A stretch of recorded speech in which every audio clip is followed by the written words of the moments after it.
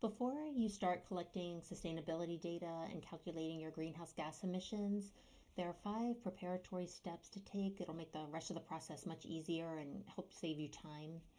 And those steps are: number 1, you want to set and document your baseline year. 2 is setting and documenting your reporting period.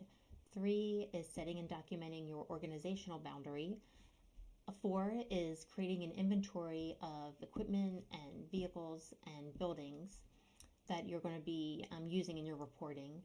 And 5 is gathering fuel and maintenance records for equipment and vehicles that you inventoried. And then you can start collecting your data.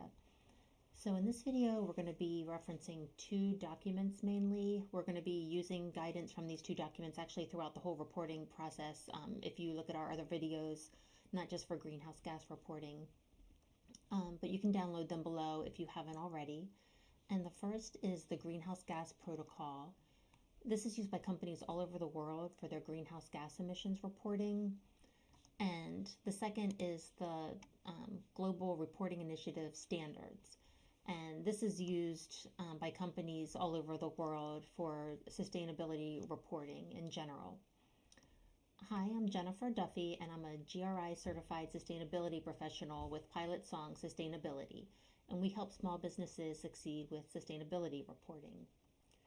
So our first preparatory step is we're going to set and document our baseline year, and we're going to be following guidance in Chapter 5 of the Greenhouse Gas Protocol. The baseline is the year that you're going to use to compare your data against for years to come. You're going to use your baseline to determine your progress against your targets and your goals. So for example, if 5 years from now you want to show what your progress is as far as greenhouse gas emissions, you could say something like, we have reduced our Scope 1 greenhouse gas emissions 60% from our baseline in 2026. So how do you set your baseline year? You need to have a full year's worth of data, and by data I mean for greenhouse gas emissions reporting, it's generally fuel records and possibly some purchase records and maintenance records. Ideally, in an ideal world, you'd actually have data for the previous 5 years, but that's seldom the case for beginners. So if this is your first report, you typically just want to set the previous year to this current year as your baseline year. And you must have 12 months of data again.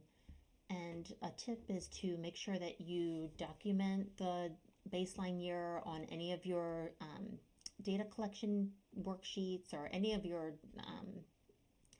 any place where you're collecting your sustainability data, because you want to make sure that everyone in your team is very clear about what the baseline year is, that there's never a question about that. So after setting your baseline year, the second step is choosing a reporting period. And for your first report, the baseline year is generally the same as the reporting period.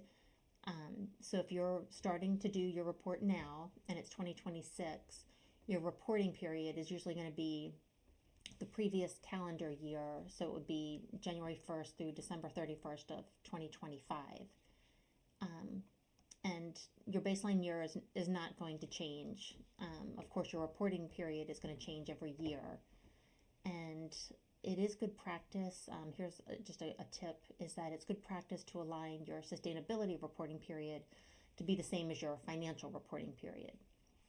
So now that we've set our baseline year and our reporting period, we're going to set an organizational boundary. And what that means is just basically the buildings and the vehicles that are going to be included in your sustainability reporting. We do have a video that goes into more detail about setting this boundary. You can see the link below, or you can look at chapters 3 and 4 of the Greenhouse Gas Protocol, and also section GRI 2, General Disclosures of the GRI Standards, which gives you specific requirements for reporting, documenting the entities in your reporting. All right, so step 4 is that then after you've documented this boundary, which is your company's buildings and vehicles, equipment, then in a general sense. And now we're going to get more specific and make an inventory of these the equipment in the buildings and the vehicles that your company uses. So you can create your own inventory list very easily. You can just use an Excel spreadsheet or even a Word document, or you can use the one we do have, workflow 3.2 greenhouse gas emissions template, and there's a link below to purchase. And that's what I'm referencing here. So if we set our baseline year in step 1 and then our reporting period, and we documented our boundary, and then we created an inventory of equipment and vehicles in this step. And in our template, the scope 1 emissions template, we have 3 different tables for our inventory. And again, you can set this up yourself or you can use our inventory template. But it's important to have stationary combustion, which are it's equipment that's not removed from your facility, like boilers and furnaces. And then in another table, you want to write down all of your mobile sources, which are your vehicles. Maybe you have a jet, I don't know, or a boat, but definitely vans and trucks and cars. It does help if you write down the type and the vehicle year, because that'll be important later when you're calculating emissions. And then you should have another separate table for refrigeration and air conditioning equipment. And for this category in particular, refrigeration, it's important to note whether it's new, existing, or disposed of. And again, when you calculate emissions, you'll see why. But that's how you basically want to set up your equipment and vehicle inventory lists. So the last step of our preparatory steps is to actually gather records. And when we get to the step of calculating emissions, we're going to use information from your fuel and equipment purchases and sometimes maintenance records. And for example, if you have a furnace that's powered by natural gas, then we're going to look at your utility bill to see how much gas was consumed each month, and then that amount is going to be converted into emissions amounts in a later step. But anyway, it's just helpful to gather all these invoices and records together in one place, so then you can just start entering the data into for the next steps of the reporting process. And again, you want to collect your fuel and other records for the entire reporting period. And again, the types of records that you want to collect could be utility bills, service records for furnaces and boilers, purchase records for refrigeration units, and your fleet records and receipts.